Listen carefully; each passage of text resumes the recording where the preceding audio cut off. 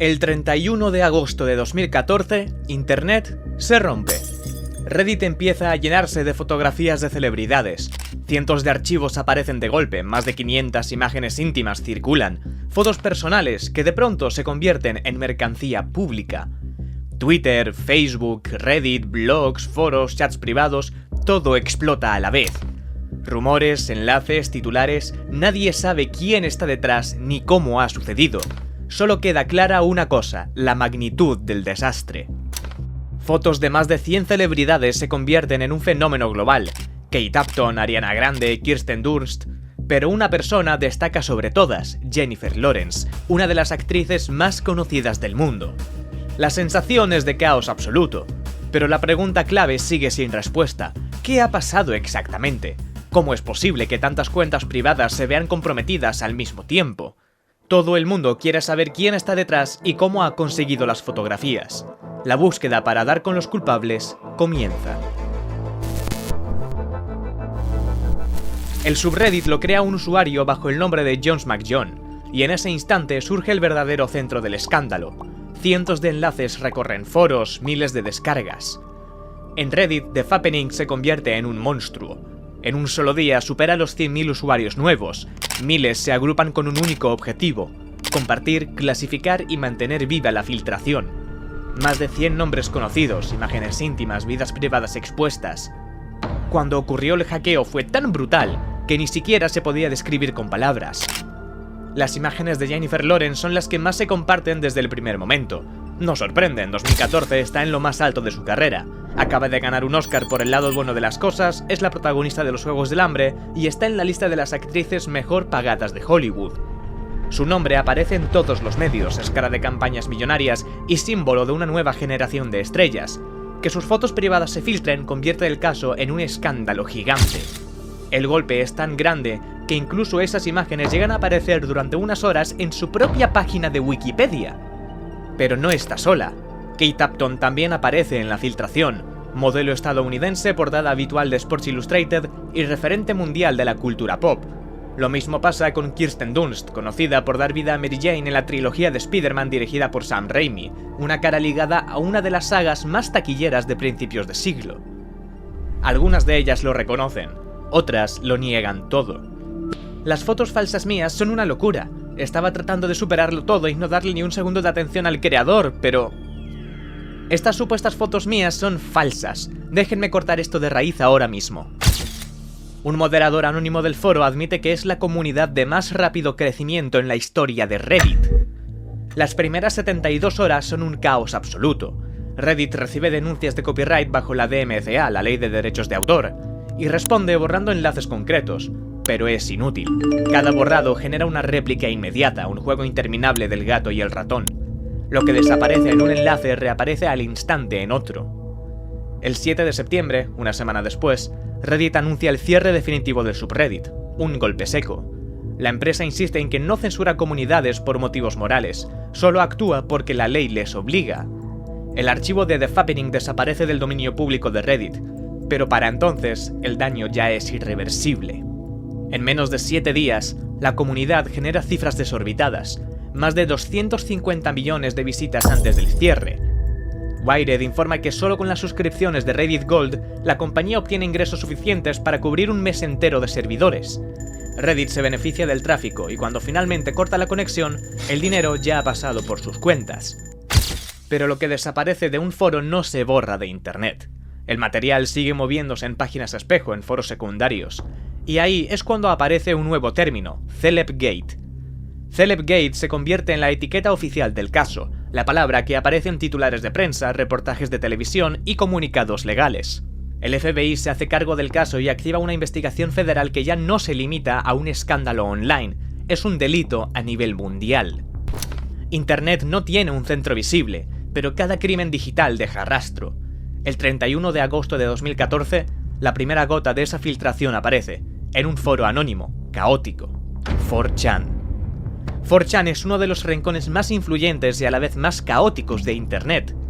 Nace en 2003 como un simple tablón de imágenes dedicado al anime y los videojuegos, pero en poco tiempo se convierte en un centro clave de la cultura online. De sus foros anónimos salen fenómenos que hacen historia. desde Anonymous hasta memes virales como el Rickrolling, pero ahí también está el lado más oscuro de la red. La norma principal es el anonimato total. Cualquiera puede publicar sin registrarse, sin nombre y sin dejar huella. Ese detalle crea una comunidad con libertad casi absoluta. El reloj marca las 2 de la madrugada, y en el tablero B aparece el primer paquete de imágenes, es el punto cero. En 4chan, entre miles de hilos, surge la publicación que marcará el inicio de la historia. Desde ahí, el material salta a Ingur, se replica en minutos y se multiplica de forma incontrolable en Reddit. El calendario queda sellado, 31 de agosto, día 1. Pero la historia no se queda en un primer ataque. El 20 de septiembre, 3 semanas más tarde, aparece una nueva oleada de fotos robadas. El 26 de septiembre, una tercera tanda. Y a principios de octubre, una cuarta. Cada una repite el mismo patrón. Madrugada, enlaces anónimos, multiplicación inmediata. Esto no termina, siempre hay más. Siempre hay alguien guardando otro archivo esperando el momento de lanzarlo. Pronto una hipótesis gana fuerza. Ha caído iCloud. Se habla de un gran hackeo, de una brecha masiva en los servidores de Apple. Justo en las horas posteriores a la filtración, Apple corrige una vulnerabilidad en su servicio Find My iPhone. La coincidencia parece demasiado clara, la pieza encaja demasiado bien. Investigadores explican que esa API permite intentos de contraseña ilimitados. Es un terreno perfecto para un ataque de fuerza bruta con una herramienta llamada iBrute, un script automatizado que prueba miles de combinaciones de contraseñas contra cuentas de iCloud para encontrar accesos débiles. Incluso Kirsten Dunst tuitea "Gracias iCloud". Parece evidente, alguien ha forzado las puertas de iCloud y se ha llevado todo lo que había dentro. Internet acaba de presenciar un desastre nunca visto. O al menos, eso parece. Apple reacciona de inmediato e inicia una investigación. 2 días después, el 2 de septiembre, rompe ese relato. Publica un comunicado oficial y niega que haya existido ninguna vulneración de sus sistemas. Asegura que los ataques son individuales y dirigidos, que ciertas cuentas de celebridades específicas han sido comprometidas, y que ninguno de los casos investigados viene de una brecha en iCloud ni en Find My iPhone. Pero si no hay un error general, entonces, ¿cómo acceden a cuentas tan concretas? ¿Qué métodos usan para localizar, perseguir y entrar en ellas? El misterio cambia de rumbo, porque si el problema no está en el servidor, entonces el responsable no es un sistema, sino una persona, y esa persona sigue ahí fuera. El FBI no necesita declaraciones para seguir el rastro. Lo que hace es analizar las marcas invisibles que deja cada archivo. Las fotos llevan metadatos, conocidos como EXIF. Ahí aparece la fecha exacta de captura, el modelo del dispositivo, incluso coordenadas GPS. Con esa información se pueden reconstruir cronologías, qué día se toma una foto, a qué hora, con qué móvil. También se puede comprobar si varias imágenes provienen del mismo dispositivo. Lo mismo pasa con las marcas de tiempo de un sistema, el momento en que se guarda un archivo, la hora en que se modifica, el instante en que se copia. Cada detalle añade una pieza al puzzle. Pero las huellas no están solo en los archivos. Cada vez que alguien entra en una cuenta, queda un registro, una IP, una fecha, una hora, pequeñas migas que cuando se cruzan dibujan un perfil. Y después está el dinero, porque en los foros donde se intercambian las fotos aparece un precio. Bitcoin se usa como moneda, y en teoría cada transacción queda grabada para siempre en la cadena de bloques. Un monedero recibe pagos, otros los envían. El recorrido se puede seguir en público, pero hay un problema. Un monedero no es una identidad, es solo una secuencia de caracteres. Para convertir esa secuencia en un nombre hace falta algo más, un error, una filtración o que el propio dueño use un servicio de cambio que obligue a dar datos reales. Al principio buscan a un cerebro único, un hacker maestro en la sombra capaz de romper sistemas enteros y ejecutar el mayor ataque a la intimidad de la historia. Pero la realidad es otra. Antes del escándalo de 4chan, el 26 de agosto en el foro Anonyme, un foro anónimo y clandestino, un usuario publica: algunos en Barrastol están guardando una gran victoria, que lo sepáis. Esa gran victoria eran fotos íntimas, pero no de cualquiera, sino de la actriz más famosa del momento, Jennifer Lawrence. Algunos usuarios empiezan a ofrecer las fotos para intercambiar o vender, y pronto los más avispados empiezan a acumularlas en masa como si fueran una inversión. Olieron dinero, mucho dinero. Compraban lotes de distintos usuarios para luego revender las colecciones en 4chan. Como adelanto, mostraban capturas parciales. Uno de ellos aseguraba tener más de 60 fotos de Jennifer Lawrence a la venta. ¿No te dejan entrar al club? ¡Cómprate la entrada! Fat.net.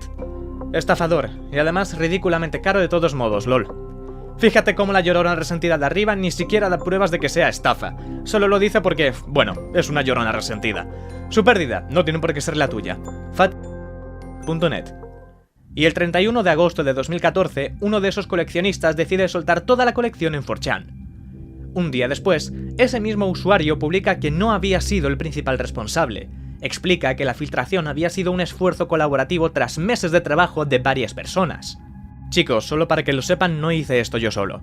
Hubo varias otras personas que también participaron y en quienes tuve que confiar para que esto sucediera.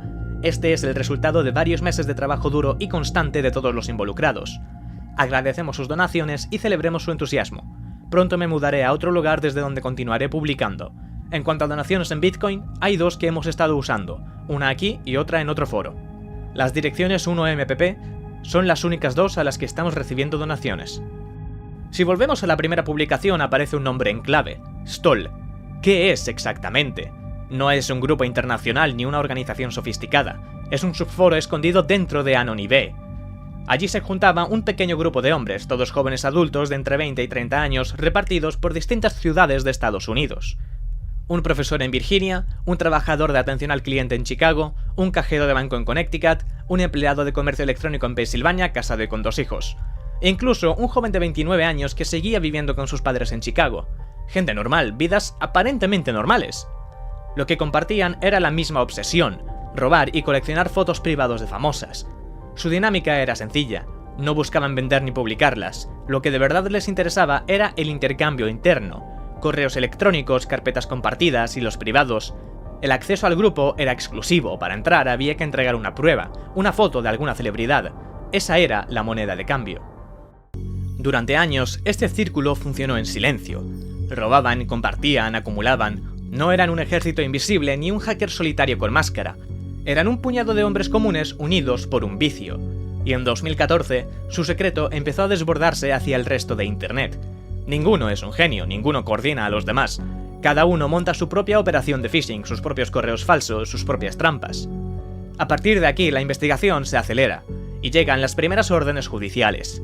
Agentes del FBI entran en casas de varios estados. En Chicago rastrean una dirección IP hasta una casa de ladrillo. Allí vive Emilio Herrera. Incautan ordenadores, teléfonos y discos duros. Lo mismo ocurre en las otras ciudades. Un mapa de Estados Unidos se llena de puntos rojos que marcan registros simultáneos.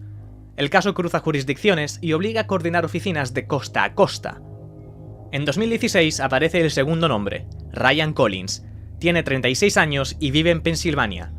Durante casi 2 años envía correos falsos que simulan ser de Apple o de Google. Mensajes muy convincentes con logotipos oficiales que piden confirmar la contraseña. Decenas de víctimas caen. Collins entra en sus cuentas, descarga sus correos, accede a sus copias de iCloud.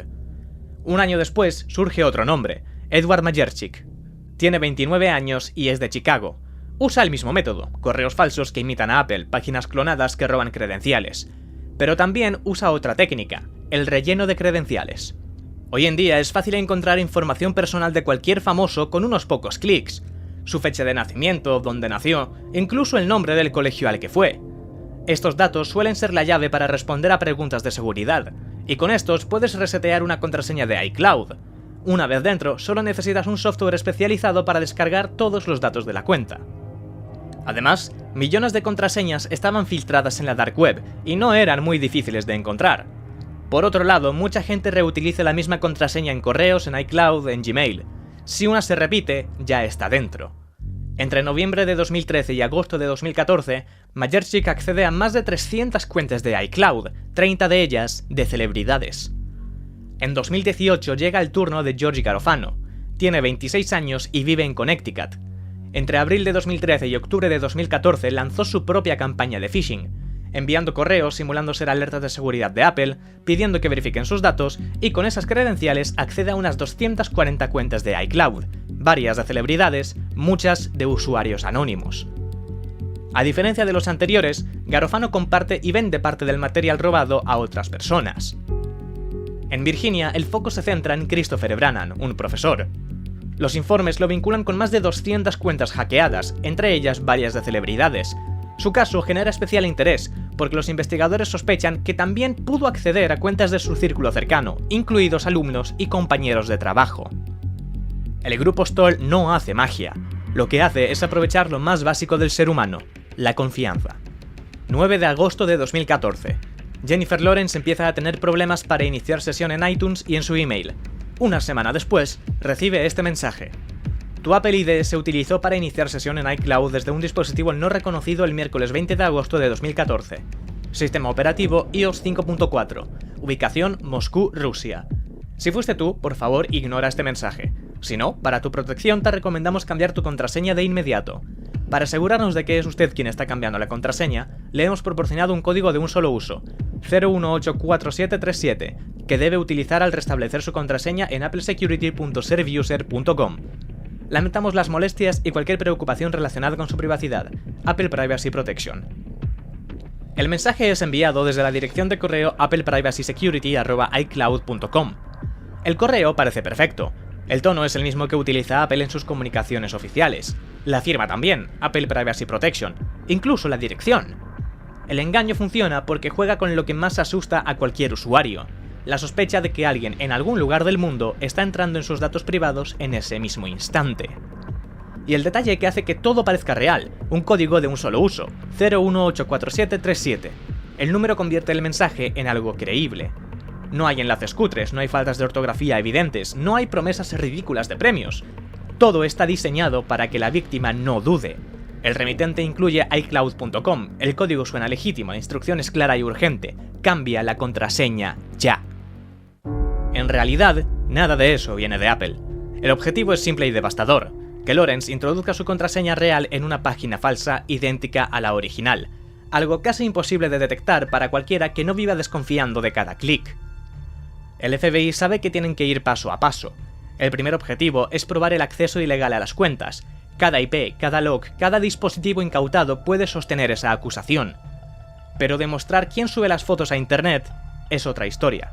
Ahí entran foros anónimos, plataformas intermedias, jurisdicciones distintas, un terreno mucho más difícil. Y por eso el peso de la investigación se centra primero en los hackers que consiguen las contraseñas. Los que comparten, los que multiplican el daño, quedan más lejos del alcance legal. El FBI necesita un punto de partida, una grieta en la cadena. Y ese primer eslabón débil es el que envía más correos falsos, el que roba más claves, el que deja un rastro digital más sencillo de seguir.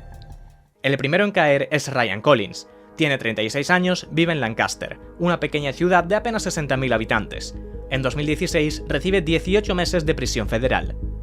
En Chicago aparece Edward Majerchik. Tiene 28 años y vive con sus padres en un barrio obrero.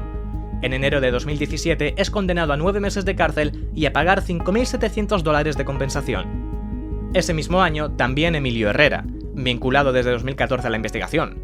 En marzo de 2018 escucha su condena, 16 meses de prisión.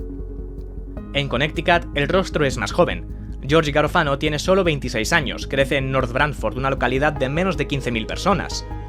En agosto de 2018 recibe 8 meses de cárcel. Y el último es Christopher Brannan, ex profesor en Virginia. Su caso es más turbio porque finalmente se descubre que entre sus víctimas hay incluso alumnos y familiares. En marzo de 2019 recibe la condena más dura, 3 años de prisión. 5 perfiles diferentes: un oficinista en Pensilvania, un 20añero en Chicago, un joven de un pequeño pueblo en Connecticut y un profesor en Virginia. No hay un genio informático detrás, son personas corrientes, con direcciones, trabajos y vidas normales, y todos terminan en el mismo sitio, la cárcel. Pero aquí está el detalle clave: todos estos hombres reciben condenas por acceso ilegal a sistemas, por hackeo. No por publicar las imágenes. Ningún tribunal logra demostrar quién sube las fotos a internet. No hay pruebas de que Collins, Majerchik o Garofano suban una sola foto. El contenido pasa por tantas manos, por tantos foros, que la pista inicial se pierde. No hay un único culpable de la difusión, es un ecosistema. Hasta hoy sigue sin saberse cómo pasaron las imágenes de Anonymous a 4chan. En 2018 la policía holandesa encontró el servidor de Anonymous en los Países Bajos y cerró la web. Poco después del escándalo, Apple anunció mejoras: notificaciones inmediatas cuando alguien entra en tu cuenta, alertas si se restauran datos en un nuevo dispositivo, autenticación en 2 pasos como barrera extra, capas de defensa que hacen más difícil repetir un ataque así, contraseñas fuertes, códigos únicos, avisos en el móvil. Pero no hay soluciones perfectas. Incluso con todas esas capas, un phishing bien hecho puede engañar a cualquiera. Un atacante suficientemente hábil puede seguir robando. Y esa es la verdad. El próximo peor sitio depende de cómo reaccionemos. Jennifer Lawrence lo resume en una frase: no es un escándalo, es un delito. El culpable no es solo un hacker aislado, es un ecosistema entero. Los que atacan, los que facilitan y los que consumen, todos forman parte del círculo. Pero en Internet es solo cuestión de tiempo que el próximo peor sitio vuelva a nacer.